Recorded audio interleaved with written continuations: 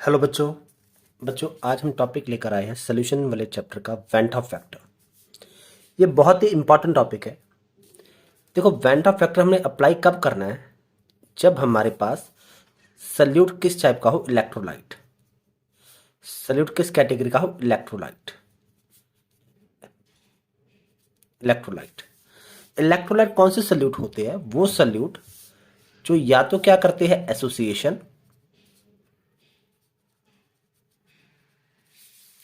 या क्या करते हैं, डिसोसिएशन। डिसोसिएशन या तो करेंगे एसोसिएशन या करेंगे डिसोसिएशन। लेकिन अब तक हमने जो सल्यूट पढ़े थे, देखो अब तक हमने कौन कौन से सल्यूट पढ़े थे? अब तक हमने जो सल्यूट पढ़े थे वो हमारे पास थे नॉन इलेक्ट्रोलाइट। जैसे हमने पढ़े थे ग्लूकोज, फ्रक्टोज, यूरिया, सक्रोज। ये जो हमारे पास सल्यूट थे ये क्या थे? नॉन इलेक्ट्रोलाइट थे। Non electrolyte. तो इनके लिए वेंट ऑफ फैक्टर की वैल्यू, जो वेंट ऑफ फैक्टर है, ये कंसिडर नहीं किया जाता था, क्योंकि इसके लिए जो मेरे पास वेंट ऑफ फैक्टर की वैल्यू है वो 1 रहती है। वेंट ऑफ फैक्टर की वैल्यू कितनी आएगी? 1 आएगी। कितनी आएगी? 1। अब यहां से हम चेक करेंगे कि जब मेरे पास एसोसिएशन हो या डिसोसिएशन हो तो उस केस में वेंट ऑफ फैक्टर क्या रोल प्ले करेगा और वो कैसे पूरे के पूरे सिनेरियो को चेंज करेगा। तो सबसे पहले हम देखते हैं कि हमारे पास जो इलेक्ट्रोलाइट सल्यूट होते हैं किस टाइप के होते हैं। देखो, इलेक्ट्रोलाइट सल्यूट को ना हम यहां से समझ सकते हैं। ये देखो, इलेक्ट्रोलाइट सल्यूट देखते हैं। इलेक्ट्रोलाइट सल्यूट, तो बच्चों इलेक्ट्रोलाइट सल्यूट वो सल्यूट होते हैं जो क्या करते हैं? आयंस बनाते हैं। या तो जो क्या होते हैं, डिसोसिएट हो सकते हैं, डिसोसिएट हो सकते हैं, या क्या कर सकते हैं, वो एसोसिएट हो सकते हैं, एसोसिएट हो सकते हैं। एग्जाम्पल के लिए डिसोसिएशन देखो कैसे होगी अगर वो डिसोसिएट होते हैं। जैसे मान लो मेरे पास है NaCl, सॉल्ट है, नमक, NaCl। अब NaCl को मैसे भी तो लिख सकते थे, Na positive plus Cl negative. देखो, जब हम NaCl में पानी ऐड करेंगे, वाटर में जब हम NaCl ऐड करेंगे तो इसके क्या बन जाएंगे? आयन बन जाएंगे। सिमिलरली अगर मेरे पास कैल्शियम क्लोराइड हो, जब इसमें वाटर ऐड करेंगे तो इसके भी आयन बन जाएंगे, Ca+2 Cl नेगेटिव। इसके भी आयन बन जाएंगे। अगर मैं बोलूं कि मेरे पास MgSO4 हो, मैग्नीशियम सल्फेट, जब वाटर में मैग्नीशियम सल्फेट ऐड करेंगे तो इसके भी आयन बन जाएंगे, Mg+2 प्लस SO4-2। तो देखो यहां पर क्या हो रही है, मेरे पास डिसोसिएशन हो रही है। डिसोसिएशन का मतलब क्या है? टूटना, टूटना, ब्रेकेज, ब्रेक होना। जो मोल था मेरे पास वो ब्रेक हो गया आयंस में, तो उसे, उस केस को हम क्या बोलेंगे? डिसोसिएशन। हमारे पास क्या था? एसोसिएशन भी तो हो सकती थी। एसोसिएशन, ये देखो एग्जांपल के लिए मेरे पास 2 मोल एक्स के, ये 2 मोल अगर इकट्ठे हो जाए तो मेरे पास एक मॉलिक्यूल भी तो बन सकता है। एक मॉलिक्यूल भी तो मेरे पास बन सकता है। अगर मैं बोल दूं कि मेरे पास एथेनोइक एसिड है, एथेनोइक एसिड के मेरे पास 2 मोल है, अब ये एसोसिएट होंगे तो ऐसे भी तो बन सकते थे। ये एक मॉलिक्यूल भी तो बन सकता है मेरे पास। देखो यहां पर कितने मोल थे? 2 मोल थे। यहां पर कितने हो गए? 1 हो गए। इकट्ठा हो गए, 1 मोल हो गए। तो यहां पर क्या होता है? मेरे पास एसोसिएशन, और इस केस में मेरे पास क्या है? डाइमराइजेशन। इस केस में क्या है? मेरे पास डाइमराइजेशन।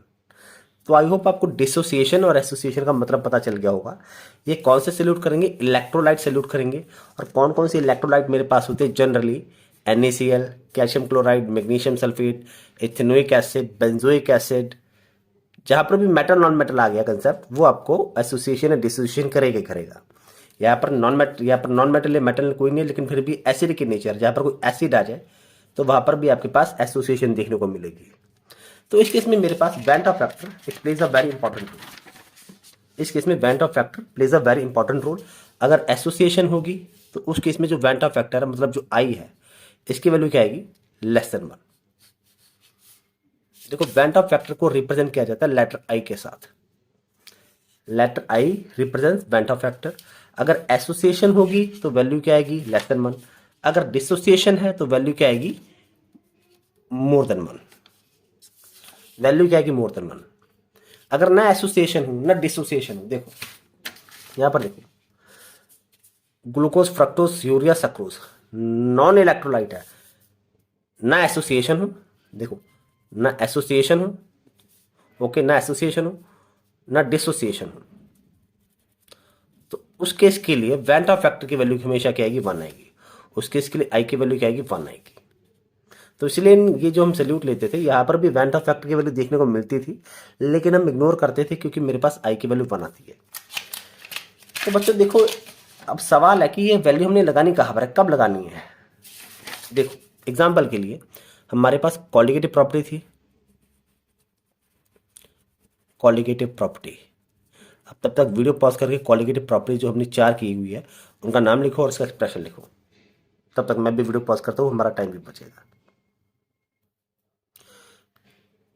तो ये देखो बच्चे, मेरे पास 4 कॉलिगेटिव प्रॉपर्टीज है, हम सब पहले पढ़ चुके हैं, जैसे relative loading of vapour pressure, elevation in boiling point, depression in freezing point और चौथी ऑस्मोटिक प्रेशर। इन सबके हमने एक्सप्रेशन किए हुए हैं। अब आप बोलोगे सर तो वेंट ऑफ फैक्टर कहाँ पर आया, देखो वेंट ऑफ फैक्टर यहाँ पर आएगा मल्टीप्लीकेशन में, तो P naught A minus P S by P naught equal to zeta B, तो मल्टीप्लाई करेगा आई, मतलब वेंट ऑफ फैक्टर जितने भी आपके पास कॉलिगेटिव प्रॉपर्टी है। सिमिलरली एलिवेशन बॉइलिंग पॉइंट में डेल्टा टी बी किसके इक्वल आएगा, के बी मल्टीप्लाई एम और multiply I, I means van't Hoff factor. और उसी तरह से डिप्रेशन फ्रीजिंग पॉइंट में के एफ मल्टीप्लाई एम मल्टीप्लाई क्या आएगा, आई आएगा। Osmotic pressure pi equal to C R T multiply I. तो अब आप बोलोगे सर हमने पहले जो प्रॉपर्टी की थी वहां पर तो हमने कहीं पर आई पढ़ा नहीं था, तो क्या प्रॉपर्टी हमने गलत पढ़ी थी, बताओ। वहां पर हमने पहले तो कभी आई पढ़ा ही नहीं था। तो बच्चों देखो वहां पर भी वो प्रॉपर्टी गलत नहीं थी, सही थी। एग्जाम्पल के लिए देखो, हम दो अलग अलग केस लेते हैं, दो अलग अलग केस लेते हैं। एलिवेशन बॉइलिंग पॉइंट का लेते हैं, फॉर्मूला है एलिवेशन इन बीपी लिखते हैं बॉइलिंग पॉइंट, ताकि टाइम हमारे पास थोड़ा बच जाए। देखो डेल्टा टी बी किसके इक्वल था, के बी मल्टीप्लाई एम, इसके इक्वल था, इसी के इक्वल था।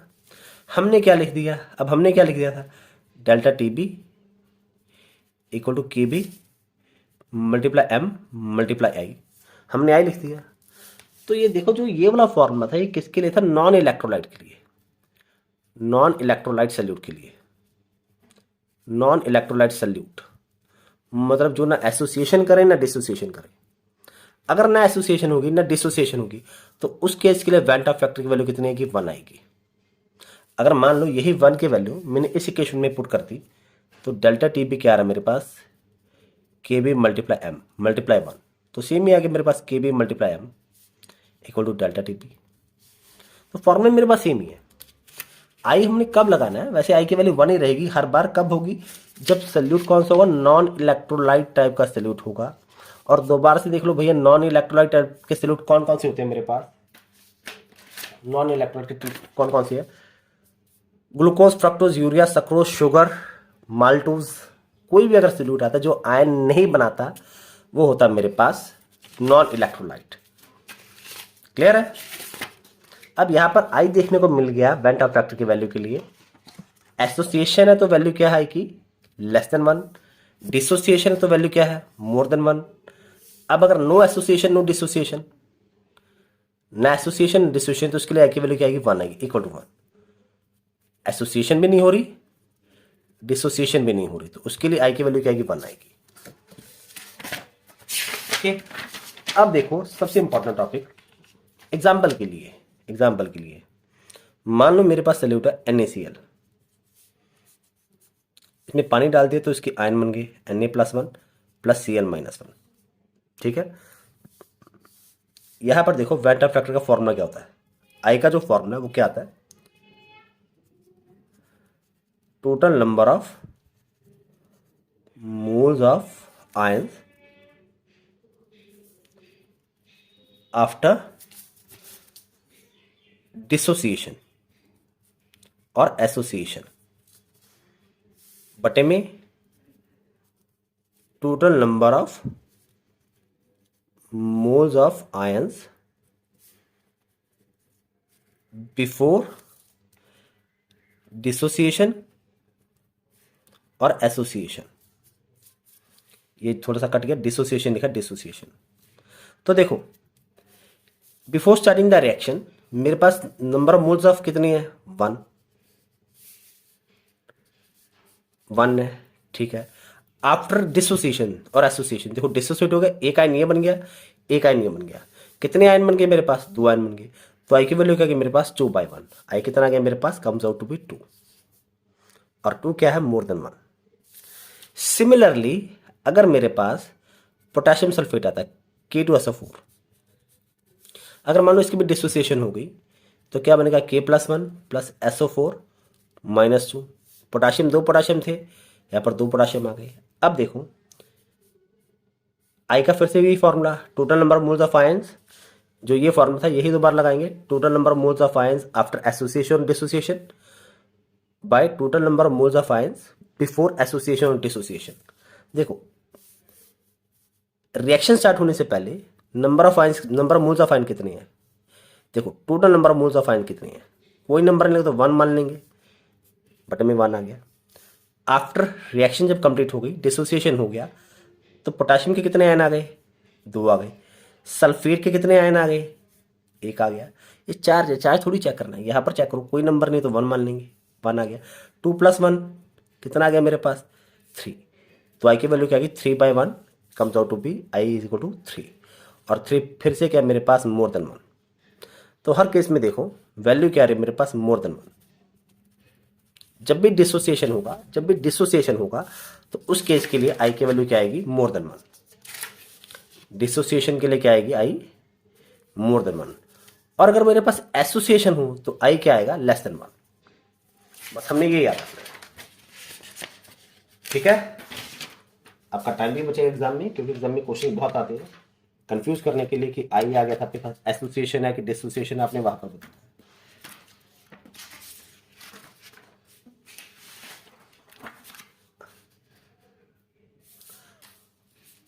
अब इसी तरीके से अगर मेरे पास एसोसिएशन होती, अगर इसी तरीके से मेरे पास एसोसिएशन होती, जैसे मान लो एग्जांपल के लिए मेरे पास 2 मोल्स ऑफ आयन है, इकट्ठे होंगे, डाइमर बन गया। क्या हो गया, टाइमर, क्या है यहाँ पर, डाइमर। डाइमर मतलब 2 का 1 होना। एग्जाम्पल के लिए देखो CH3COH इथेनोइक एसिड है, ये जब एसोसिएशन होगी, डाइमराइजेशन बनाएंगे तो किस तरह से बनाएंगे, इसी इसी तरीके से बनाएंगे। देखो एसोसिएशन का मतलब क्या है, देखो यूनिटी, यूनिटी इकट्ठा होना, इकट्ठा मतलब एक होना, एक होना। 2 मोल थे मेरे पास स्टार्टिंग में, बाद में कितने मोल बन गए, 1 मोल बन गया। ये तो देखो ये 2 तो मेरे पास मॉलिक्यूल है, यहां पर चेक करो 1 है, 1 मोल आ गया। आई का फॉर्मूला क्या था, total number of moles of ions after association और डिसोसिएशन बटे में total number of moles of ions before association और डिसोसिएशन। तो देखो number of moles of ion after association कितना हो गया, 1। आई इक्वल टू 1 बटे में बिफोर कितना था, बिफोर कितना था 2। आई क्या आ गया, 1/2। आई क्या आ गया, 1/2। और 1/2 क्या है, लेस देन 1। 1/2 क्या है, I is less than 1, less than 1। Clear है। अब एक सबसे इंपॉर्टेंट टॉपिक, अभी हमने न्यूमेरिकल स्टार्ट नहीं किया है, न्यूमेरिकल अभी हमने स्टार्ट नहीं किया। अब एक देखो छोटा सा आपका टॉपिक है कि जहां पर हमने डिग्री ऑफ एसोसिएशन निकालना होता है। देखो डिग्री ऑफ आयोनाइजेशन,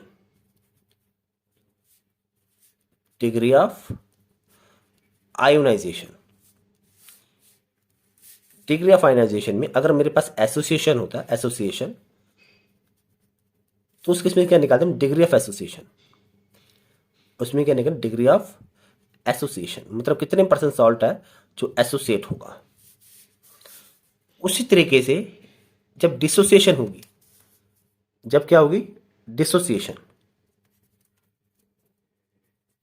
डिसोसिएशन, तो वहां पर क्या निकालेंगे हम, degree of dissociation,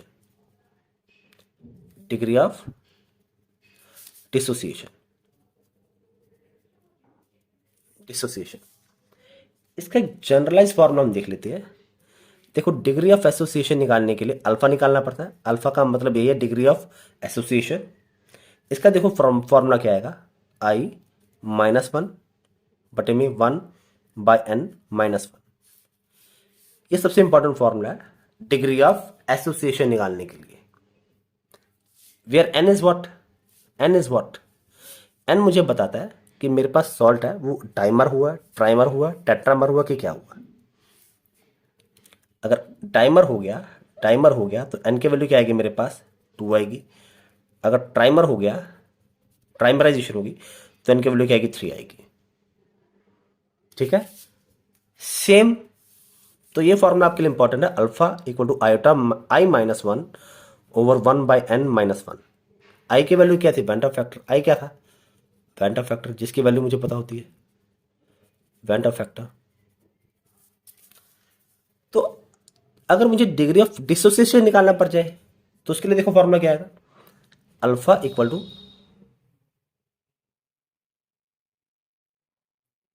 i-1 over m-1। यहां पर मैंने n लिया, यहां पर मैंने m लिया। आप चाहे तो यहां पर भी m ले लो, कोई खास फर्क नहीं पड़ता, मर्जी है। m लेना है m लेना है m लो, n लेना है n लो, मीनिंग सेम ही है।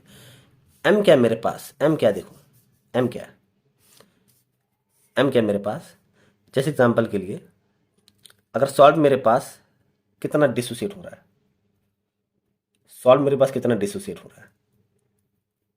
देखो, अगर मान लो मैं बोल दूं कि मेरे पास KCl टाइप का सॉल्ट है, K पॉजिटिव Cl नेगेटिव, तो m की वैल्यू कितनी आ गई, 2 आ गई।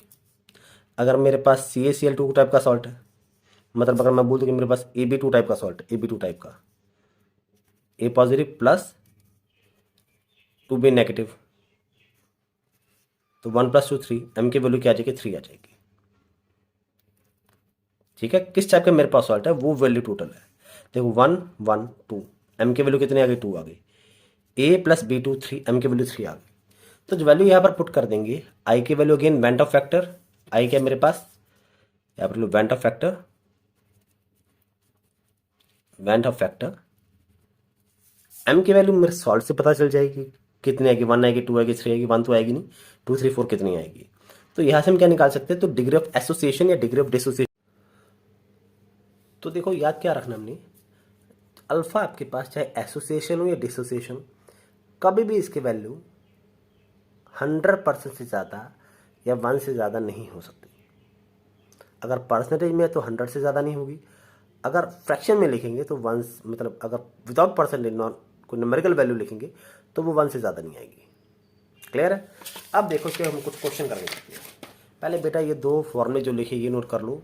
एसोसिएशन के लिए डिग्री ऑफ एसोसिएशन के alpha equal to i-1 by 1/n-1, और डिग्री ऑफ डिसोसिएशन के लिए alpha equal to i-1 bye m-1। अब कोई क्वेश्चन करके देखते हैं जिससे हमारे कंसेप्ट क्लियर हो। और एक बात देखो, तो सर आपने बोला था वेंट ऑफ फैक्टर, तो आई की वैल्यू निकालेंगे कैसे। जो वेंट ऑफ फैक्टर है इसके देखो फॉर्मूला क्या है, normal molar mass of solute, molar mass of solute by observed molar mass of solute, observed molar mass of solute, molar mass of solute. ये देखो, जो नॉर्मल मोलर मास हम निकालेंगे, जो नॉर्मल मोलर मास निकालेंगे, ये कैसे निकालेंगे हम, थ्योरेटिकल वैल्यू है, ये फॉर्मूले से निकालेंगे। ये कैसे निकालेंगे, फॉर्मूले से। मान लो आपके पास NaCl है या CaCl2 है, या आपके पास पोटेशियम सल्फेट है, इनके फॉर्मूले से आप जो वैल्यू निकालोगे वो क्या आएगा, normal molar mass. Normal molar mass, observed molar mass experimental value है, observed molar mass experimental value है। मान लो आपने डेल्टा TB निकाला equal to KB multiply M, M की वैल्यू क्या थी मेरे पास, KB multiply WB by MB WA। अगर ग्राम में वेट हो सॉल्वेंट का तो मल्टीप्लाई 1000। तो ये देखो, ये जो MB आएगा ये मेरे पास क्या आएगा, ऑब्जर्व्ड मोलर मास आएगा। ये जो MB आएगा क्या आएगा, ऑब्जर्व्ड मोलर मास, जो फॉर्मूले से निकालेंगे। इन दोनों का जो रेशियो आएगा उसे क्या बोलेंगे, आई। तो उसे क्या बोलेंगे, आई। तो क्या बनेगा, normal molar mass of solute by observed molar mass of solute. ठीक है, तो आई की वैल्यू यहां से वैन डॉट फैक्टर से यहां से भी निकाली जा सकती है। और एक आई का हमने फॉर्मूला यहां पर किया था, एक आई का हमने फॉर्मूला भी यहां पर किया था। थोड़ा सा क्वालिटी सही कर देते हैं।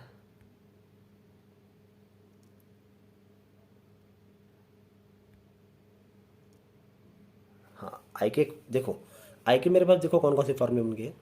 एक अभी क्या था, normal molar mass of solute,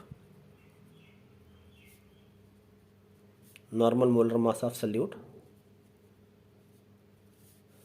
by observed molar mass of solute, observed molar mass of solute, molar mass of solute. एक वैन डॉट फैक्टर का फॉर्मूला मेरे पास ये वाला है, और एक वैन डॉट फैक्टर का फॉर्मूला देखो क्या है मेरे पास, टोटल नंबर ऑफ पार्टिकल्स और आयंस, पार्टिकल्स आफ्टर एसोसिएशन और dissociation by number of particle, number of moles before association और डिसोसिएशन। तो एक फॉर्मूला हमारे पास ये भी है आई निकालने का, वैन डॉट फैक्टर निकालने का। और एक तीसरा एक इंपॉर्टेंट फॉर्मूला, वो देखो मेरे पास क्या था, वो हम बाद में करेंगे, पहले लिख ही लो आप। Observe colligative property, observe colligative property, colligative property by normal colligative property, normal colligative property. ये जो तीसरा फॉर्मूला है इसके बारे में हम लास्ट में देखेंगे कि सर ये वाला फॉर्मूला कब लगाना है। फिलहाल अब जो हमारा फोकस होगा इन्हीं दो फॉर्मूलों के ऊपर होगा, इन्हीं दो फॉर्मूलों के ऊपर। और ये जो हमारे पास था डिग्री ऑफ आयोनाइजेशन, एसोसिएशन वाला और डिसोसिएशन वाला, तो आज हम इसके नंबरिकल करेंगे। अपने आप कॉपी पेन उठा लीजिए नोट करने के लिए।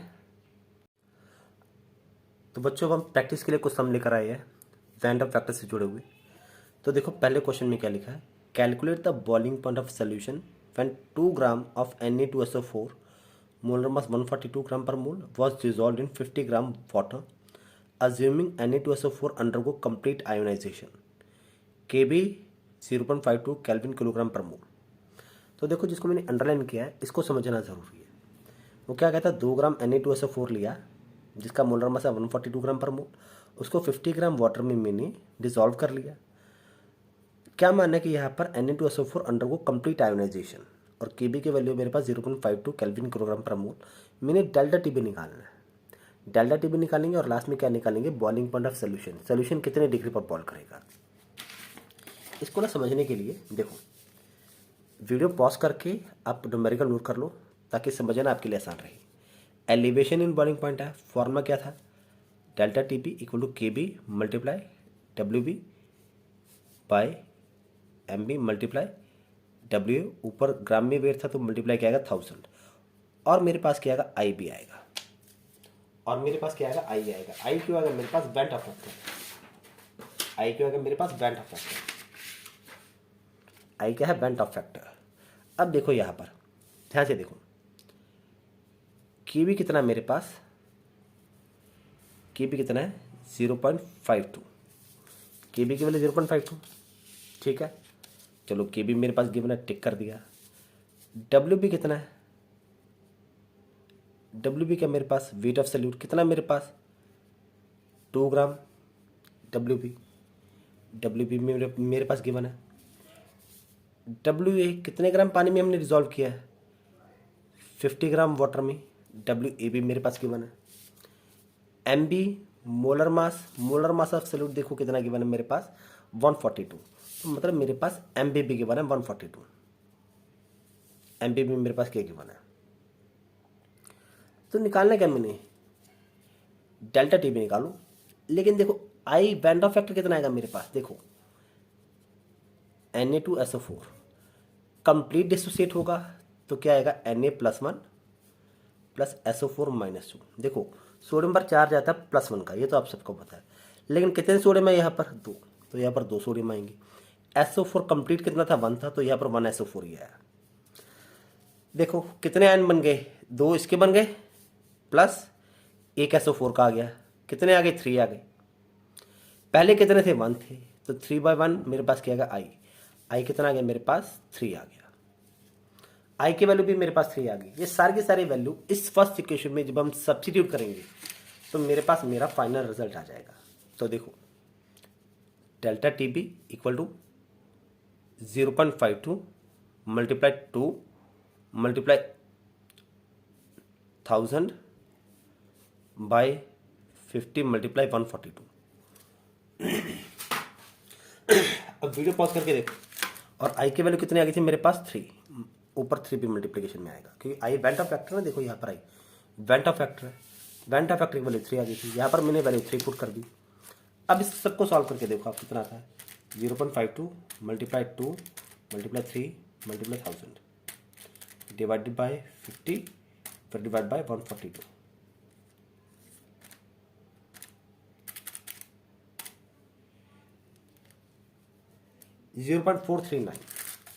मेरे पास डेल्टा टी बी कितना आ गया? 0.439। ये मेरे पास आ गया डेल्टा टी बी। अब उसने क्या बोला था? बॉइलिंग पॉइंट ऑफ सोल्यूशन निकालना है। बॉइलिंग पॉइंट ऑफ सोल्यूशन देखो, डेल्टा टी बी का एक फॉर्मूला हमने ये भी तो किया हुआ था, TBS माइनस TB नॉट। हमने ये वाला फॉर्मूला भी तो किया हुआ है। डेल्टा टी बी कितना आ गया था? 0.439। TBS मतलब boiling point of solution, TB not boiling point of water. Water का बॉइलिंग पॉइंट कितना था मेरे पास? 373 केल्विन। यहाँ पर माइनस है, यहाँ पर अगर प्लस हो जाएगा 0.439 plus 373 equal to TBS। Inquire कर दो कितने का? 373.439 केल्विन। ये आ गया मेरे पास बॉइलिंग पॉइंट ऑफ सोल्यूशन। ये क्या? Boiling point of solution. यहाँ पर boiling point of solution is boiling point of solution कितना आ गया मेरे पास? 373.439 केल्विन। 439 केल्विन। क्लियर? तो ये आपका पहला जो क्वेश्चन था उसका आंसर है। सिमिलरली देखो सेकंड सम में क्या दिया मुझे? सेकंड सम में क्या दिया हुआ है?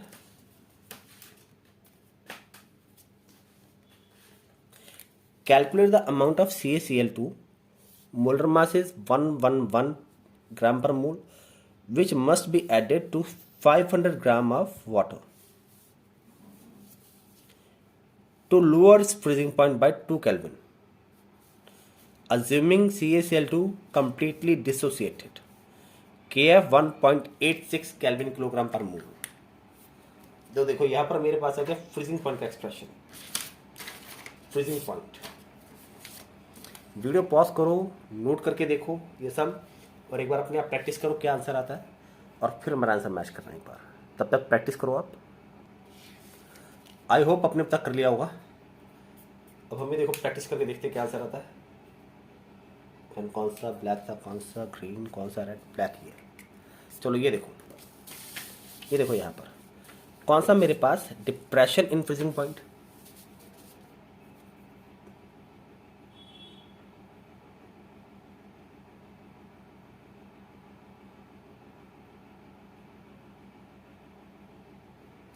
ये देखो अब सही है। डिप्रेशन फ्रीजिंग पॉइंट क्या था formula? Delta TF equal to KF multiply M multiply I।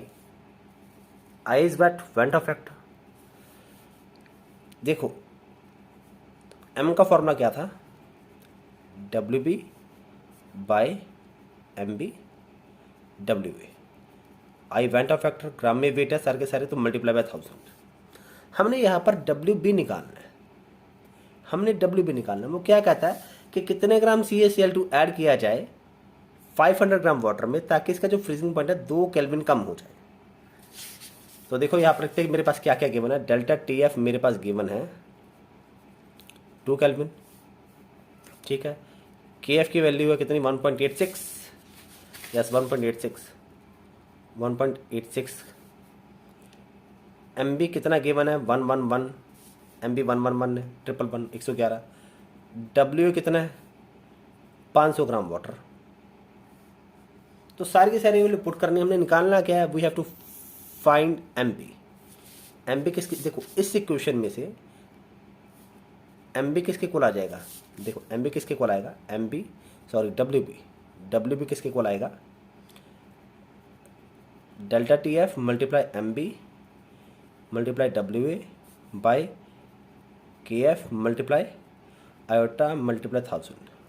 लिखते आई है पर मुँह से आयोटा निकल जाता है, मैथ भी पढ़ चुके हैं तो मैथ में इस तरह का सिंबल बेसिकली आयोटा ही कहलाता है। थोड़ी सी लाइंस पता नहीं क्यों आ रही है, चलो इसको सॉल्व करते हैं। अब देखो वैल्यू पुट करके देखो कितना आएगा। डेल्टा TF 2 केल्विन कम हो गया था, MB कितना था 111, WA कितना था 500 ग्राम, KF 1.86 और मल्टीप्लाई 1000।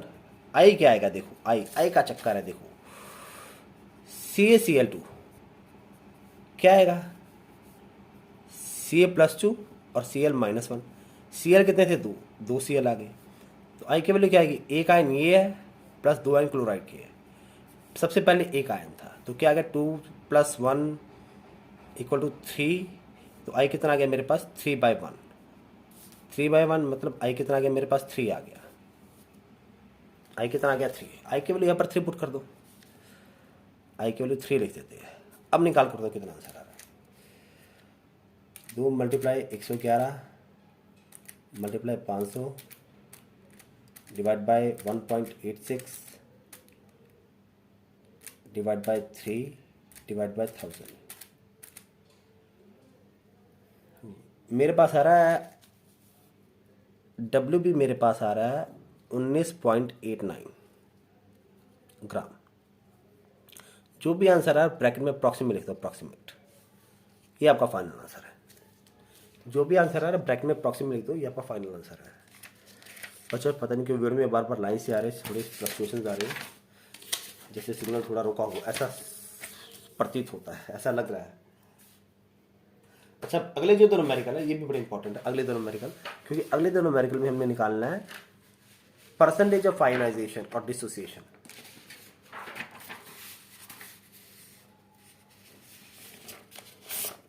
अगले दो वीडियो में हमने निकालना है परसेंटेज ऑफ आयनाइजेशन और डिसोसिएशन। ये देखो क्या गिवन है, थर्ड न्यूमेरिकल। अच्छा ये सभी के सभी न्यूमेरिकल ना कुछ किसी ना किसी बोर्ड में आ चुके हैं। जैसे पहला न्यूमेरिकल CBSE 2016 में आया हुआ, अगला न्यूमेरिकल भी किसी बोर्ड में आया था, मैं लिखना भूल गया।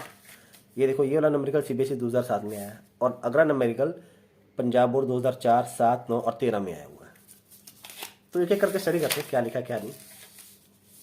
देखो क्या लिखा, इस solution containing 0.5 gram KCl in 100 gram water freezes at -0.24 degree Celsius. Calculate the percentage of dissociation of salt. KF है मेरे पास 1.86। तो भैया ये देखो ये थोड़ा इंपॉर्टेंट है।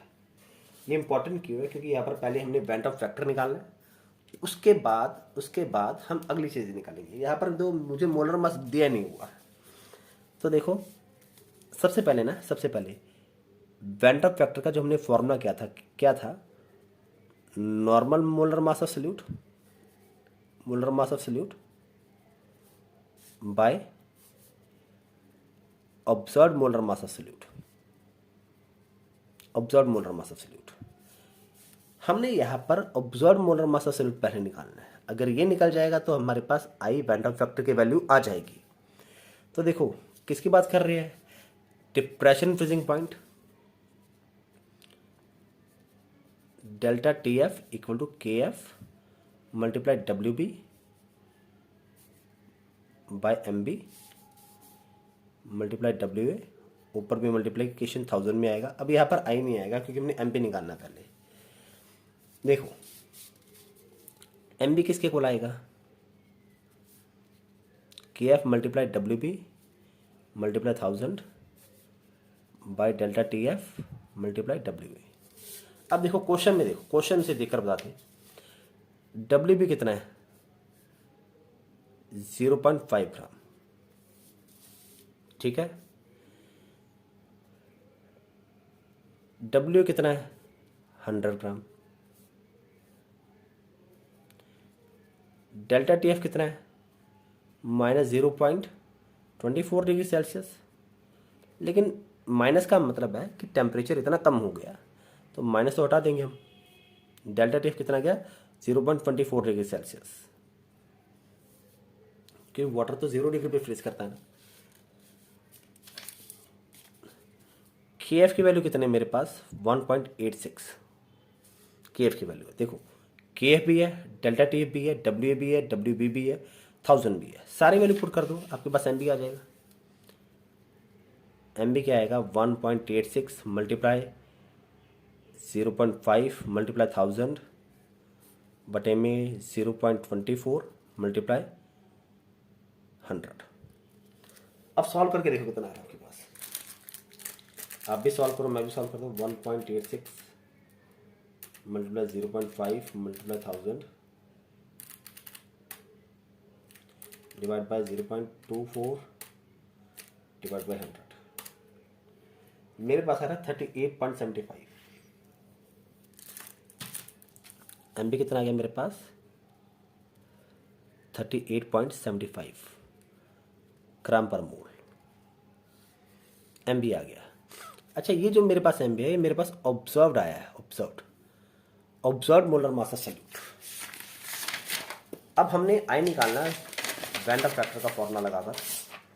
सॉल्यूट मेरे पास किस टाइप का था KCl। देखो मेरे पास क्या था KCl, पोटाशियम एक है, पोटाशियम का मोलर मास कितना आएगा 39, प्लस क्लोरीन एक है, क्लोरीन का मोलर मास कितना 35.5, कितना आएगा 35 प्लस 39 प्लस 35.5 कितना आ गया 74.5 ग्राम पर मोल। ये मेरे पास मोलर मास नॉर्मल, ये मेरे पास molar mass normal molar mass of solute. अब देखो वैन डर फैक्टर का फॉर्मूला क्या था, normal molar mass of solute बटा observed molar mass of solute, observed molar mass of solute. Normal molar mass कितना आ गया था मेरे पास 74.5। देखो नॉर्मल निकालना है ना तो हमने फॉर्मूले से निकालना है 74.5। ऑब्जर्व कितना आया था, तो पिछला नंबर निकल गया था, ऑब्जर्व कितना था 38.75, कितना था 38.75। अब इसको सॉल्व करके देखो कितना आता है आपके पास, इनको डिवाइड करके देखो कितना आता है। इनको जो मैंने डिवाइड करके देखा तो मेरे पास अप्रॉक्सीमेटली 1.92 आ रहा है, क्योंकि वैन डर फैक्टर मेरे पास कितना आ गया 1.92। डिसोसिएशन थी इसलिए आई की वैल्यू क्या है मोर देन 1। देखो डिसोसिएशन थी, डिसोसिएशन के लिए आई की वैल्यू क्या आती है हमेशा मोर देन 1, और आई मेरे पास मोर देन 1 आ गया। अब देखो डिसोसिएशन के लिए आ गया मोर देन 1, लेकिन डिग्री ऑफ डिसोसिएशन क्या था, डिग्री ऑफ डिसोसिएशन हमने जो अल्फा किया था, अल्फा का फॉर्मूला तो क्या था, पिछली वीडियो में हमने अल्फा का फॉर्मूला किया था। क्या था अल्फा का फॉर्मूला, अगर किसी बच्चे को पता हो। अल्फा का फॉर्मूला था मेरे पास 1, अल्फा का फॉर्मूला था आयोटा -1 मतलब I-1 बटे में M-1, शायद यही था, यही था। KCl आ गया। देखो एक पोटाशियम एक क्लोरीन, एक पोटाशियम एक क्लोरीन है, एक पोटाशियम एक क्लोरीन, तो M की वैल्यू कितनी आ गई 2 आ गई। M की वैल्यू 2 पुट कर दो। I की वैल्यू क्या थी 1.92 -1 2 -1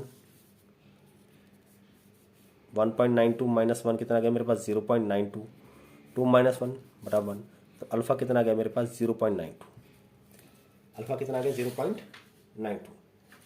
अब देखो अल्फा मेरे पास आ गया 0.92, और इसे क्या बोल सकते हैं, और इसे क्या बोल सकते हैं अल्फा 92%।